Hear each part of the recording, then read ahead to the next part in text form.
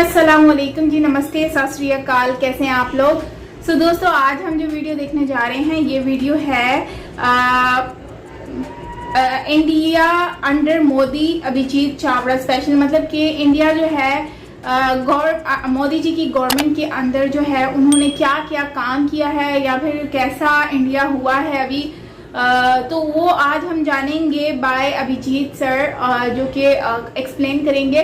काफ़ी अच्छे जो है वो इनकी बातें होती हैं, लॉजिकल होती हैं। तो आज इस वीडियो को भी देखेंगे, जानेंगे कि क्या कह रहे हैं। बाकी करते हैं वीडियो को स्टार्ट। ओरिजिनल वीडियो का लिंक आपको मिल जाएगा नीचे डिस्क्रिप्शन में, सो आप वहाँ से देख सकते हैं। और अगर मेरे चैनल पर न्यू है तो सब्सक्राइब करना मत भूलिएगा। बेल आइकन को ऑल नोटिफिकेशन पे प्रेस कर दें ताकि सारे वीडियोस आपको मिलते रहें। So let's start. Intense TRS episode with the ultimate TRS all-star Abhijit Chavda. Welcome back to the show. Thank you very much. Great to be back on the show. Sir, we've done lots of geopolitical specials. We're doing another run of geopolitical recordings today, beginning with India. We've never really broken down the Modi government, India's role in the geopolitical sphere of the world. That's what we'll do today. And this one's meant for Indian citizens, but it's also meant for citizens of other countries, which I strongly believe have a skewed perspective of India because of media narratives given to them. So we'll be taking into consideration all these false social media narratives, everything from the prosecution of minorities to the criticism of the current government to the good things that the current government is doing on an international level. I'm super excited about this episode. I'm fumbling. Are you excited, sir? Very much. Nice. We were just having a conversation outside about how you said you've gotten way busier in the last 6 months to a year. And that's because of the kind of reach that YouTube kind of provides to anyone who's providing content to YouTube. You also said that you're not getting enough time to read as much as you'd like. But knowing you, I feel like geopolitics is your subject. So that's something you're constantly in touch with. Yes. Right to say this? It is, yes. Okay. What's exciting you or scaring you about the geopolitical scenario in the world right now? What's really interesting is that the world is changing very rapidly. Typically, you see change at the geopolitical scale decade upon decade. In the 2020s, we are witnessing change year upon year. That's how rapidly the world is changing. There is a multipolar world kind of right now. There is this tussle between the US and China. Certain nations seek a multipolar world. The US seeks a bipolar world. China seeks eventually a unipolar world. So that there are three different worldviews that various nations have. And it's a tussle between these three worldviews. Unipolarity, bipolarity, and multipolarity. So who's going to come out on top, we'll know within a couple of decades at most. So that's what's interesting right now. Really interesting. I feel it's been a few months since we did our last recording from a geopolitics perspective. Do you still feel we're on course for some sort of an international scale world war? I hope not, but it is a significant possibility for sure. Okay. Because there are multiple friction points worldwide. We just saw what happened in Taiwan. We already know what's happening in Ukraine. There's a slow war happening, the classic slow war strategy that Russia is employing.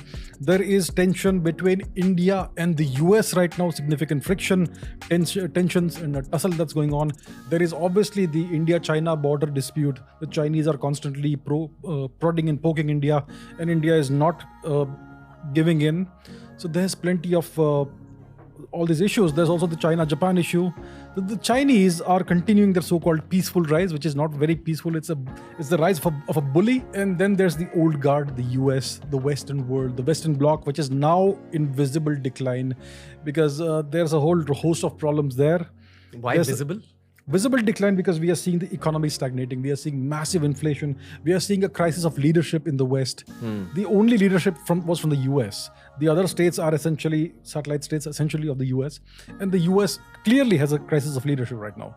There are all these issues in the West. The Chinese think it's their time to rise, but their economy is also stagnating. India's economy is rising very rapidly. Let's see how long that continues. I hope it does. So there are all these very interesting scenarios going on at various different parts of the globe. What's clear is that this is people have been saying it's the Asian century. Some people were saying it's the Chinese century. It could possibly be the Indian century, actually, the way things are going right now. So it's very interesting times we live in, and there could be military conflict. There are multiple flashpoints. There's always the India-Pakistan flashpoint. The India-China flashpoint is there. The entire border is undemarcated. We've had issues in the past. We've had clashes in the past. The Chinese obviously seek to constantly keep India on the back foot, destabilize India. There's a Taiwan issue. The Chinese want to get that island back. It is their stated objective. They want to do it as soon as possible. They are waiting for the right opportunity, and so many other issues. So yes, there are plenty of flashpoints, and any of those could spark off a war. Like what happened in World War I. One little thing happens and the entire continent is in turmoil. So we've kind of let the pot simmer till the tension has reached the brim, and now we're just waiting for something to happen to spark off probably a worldwide conflict. I think we don't want to see a worldwide conflict, but it's a possibility. Because see, once a spark is set off, you never know what's going to happen. Once you start a conflict, it can escalate to any level. Now, the trick for India is to not get involved in any conflict for the next 10, 20 years. Why? Because our economy is growing really rapidly now. The past 2 years, because of the global issue, the pandemic, we had a downturn in the economy. The first quarter of 2022, India's economy grew at 13.6%, which is phenomenal. Now, that is something that may not be sustainable in the long run. But even if India's economy grows at 8% per year, by 27, we're going to be at $5 trillion, the GDP. By 2032 or 2033, we're going to be at $10 trillion. Once India reaches the $10 trillion mark, it's going to be unstoppable. Because as your economy grows, your hard power also grows correspondingly. Which is your military... The military strength. Force. Correct. Okay. The military strength. Because if you have more money to invest in the military, you're going to get stronger. So as your GDP grows, your military also grows. Once India reaches the $10 trillion mark, nobody will essentially be willing to contemplate messing with India. So the trick for India is to reach that figure, the $10 trillion mark figure, without getting embroiled in any significant military conflict anywhere. It's going to be a tightrope walk, but let's see how that goes. I mean, there are other nations that do not want India to reach that stage. There are nations that do not want to see India reach even the $5 trillion mark. The Americans don't want that because they've already made a big mistake with China. They aided and abetted the rise of China back in the 1970s, 80s, 90s onwards, and now see what they created. They created a big monster which is now threatening their entire status as a superpower. They do not want to repeat that mistake with India. So they seek to use India as a counterweight to China, but they do not seek to see India rise too much. So they help India in certain ways, but they seek to destabilize and hamper India in other ways, and that's what we are witnessing right now.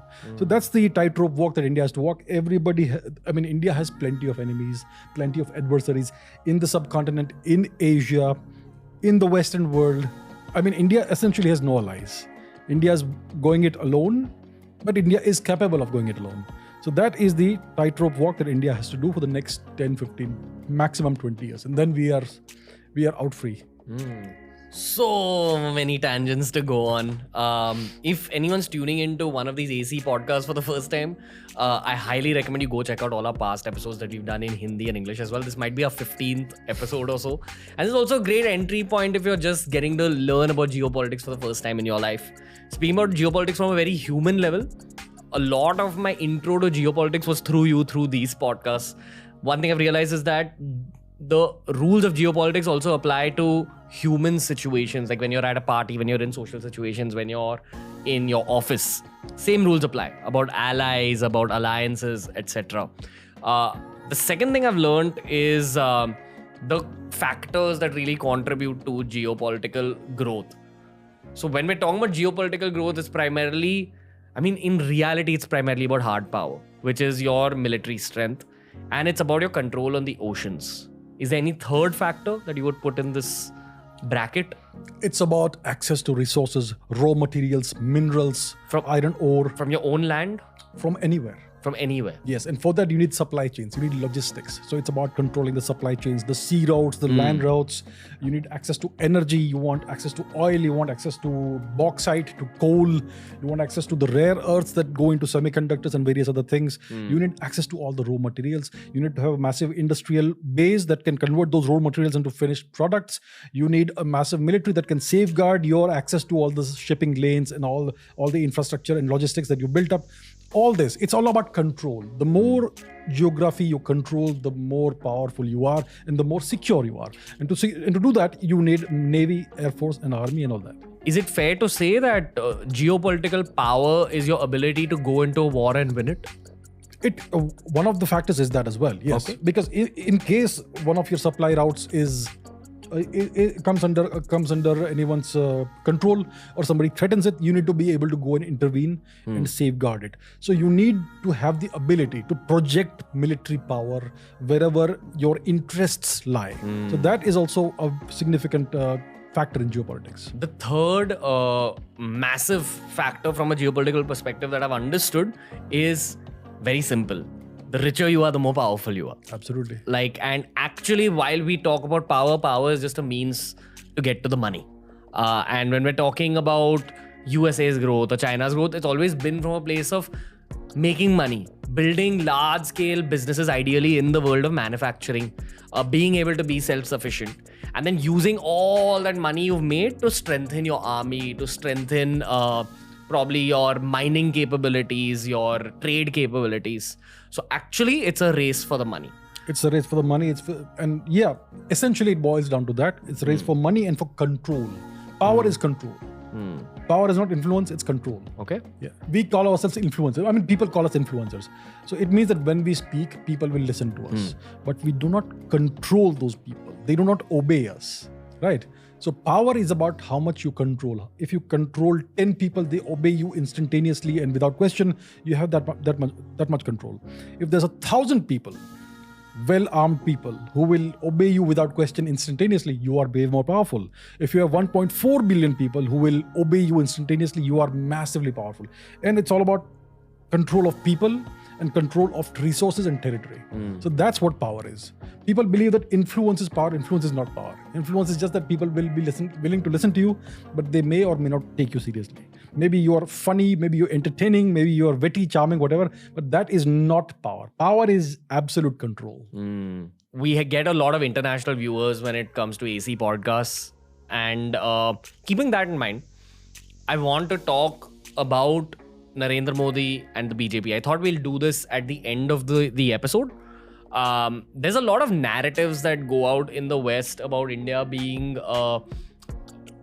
sort of a very skewed nation, that we're on the verge of dictatorship, that we're on the verge of self-destruction. I have a bunch of friends who are deeply inspired by left-wing ideologies. I have lots of friends who are deeply inspired by right-wing ideologies. I'd love to know your kind of relay of information to the West in terms of if you had to introduce Narendra Modi from both a national standpoint and a geopolitical standpoint, what changes have you observed in the country? You're also someone who doesn't follow national politics, just like myself. But we do follow what the government is up to, especially from an international perspective. The truth of the matter is that you could debate a lot about what this Indian government could do better on a national level. No one at all can argue that there is a better international representative of India than this government, because this government knows how to show its teeth and they know how to make money. I'm saying these things because we just spoke about geopolitical power. Power is about money, power is about control. There are theories that say that maybe democracy isn't even the way to go. Maybe it's not the right way to run a nation. What do you have to say about this whole dictatorship angle? The fascism accusations? What do you have to say about Modi on an international level? And what do you have to say about this projection when we're talking about 2032, 2033 as an important phase? I think every single Indian, no matter what their political ideologies are, they know that this government is going to stay in power for 10 years. Because what brings a government into national power in India are the votes of rural India. And I've often seen that most left-wing ideologies are only in urban centers in India. You go out in the interiors, you'll barely find anyone who's like out and out left-wing. At least the majority will vote for the current government. And they have a very different outlook on the current government. My point is, I've traveled all over India and I'm very, very sure that this government is going to stay in power until that 2032-33 mark, at least, if not beyond. So, Abhijit Chavda, sir, how would you like to introduce this government or talk about this government to international audiences? So this current government came to power in 2014, and India had just gone through a decade of stagnation. The previous regime, the Congress regime, came to power in 2004 when Mr. Atal Bihari Vajpayee and his NDA coalition lost the election. And then there was a period of high growth because of the policies that the NDA had implemented. Because typically in national economics, you see results a few years after you implement policies. So the first 5 years of the UPA rule was good. I mean, the nation did well. And then the economy took a downturn. It went into the doldrums, and there were all these scams and God knows what. So the nation was sick and tired of that. That's the mood that one sensed. And then Mr. Modi was projected as he was put as the next prime ministerial candidate, and he had a very strong track record of turning around the state of Gujarat from one of the backwaters of India into the most rapidly developing state in the country, essentially.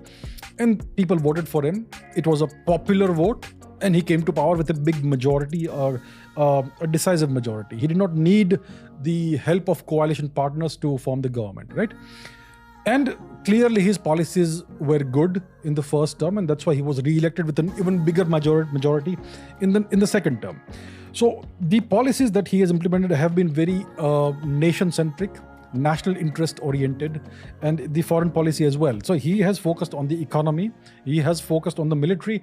It's taken time. It's taken time to get things going because it's a massive nation, 1.3 billion people, huge inertia.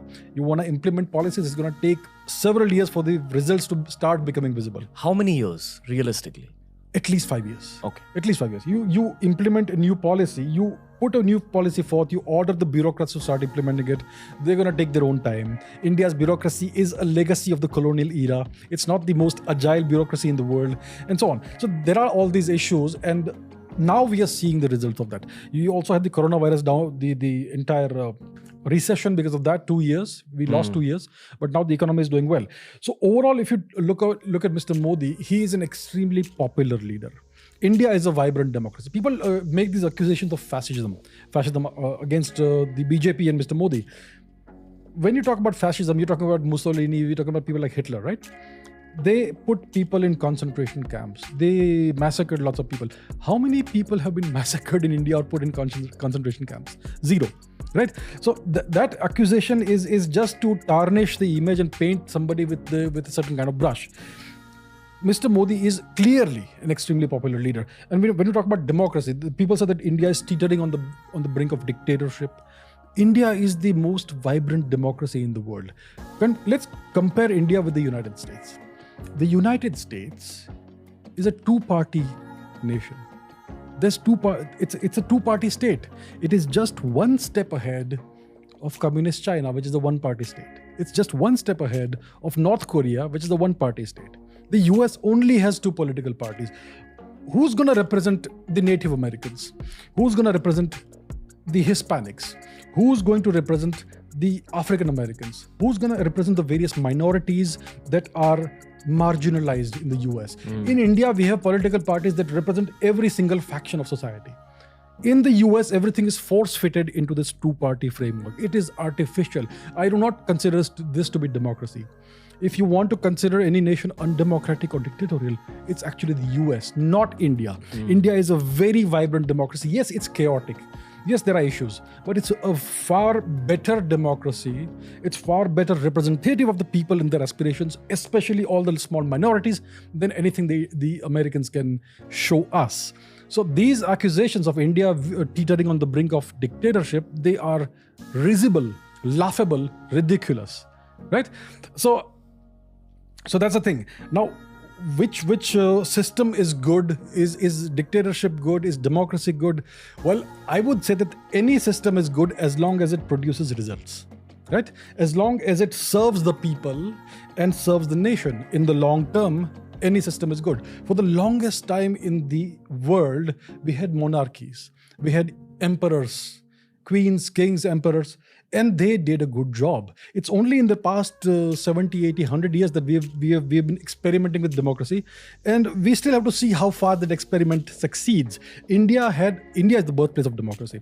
We had the Mahajanapadas, these self-governing people's republics that go back to the Mahabharata era, which is several thousand years before today. democracy wasn't born in Greece. Democracy was born in India. We had our own form of democracy, which would have elected kings or queens, and they could be deposed if they did not perform, right? So we don't need to be lectured about democracy. We don't need anyone to teach us what democracy is. Now, is democracy the right thing for India? I think we are a democratic nation. It's in our DNA, right? But maybe this form of democracy may not be the ideal form of democracy. Maybe in the future we will tweak things and embrace a different form of democracy, but it will still be democracy.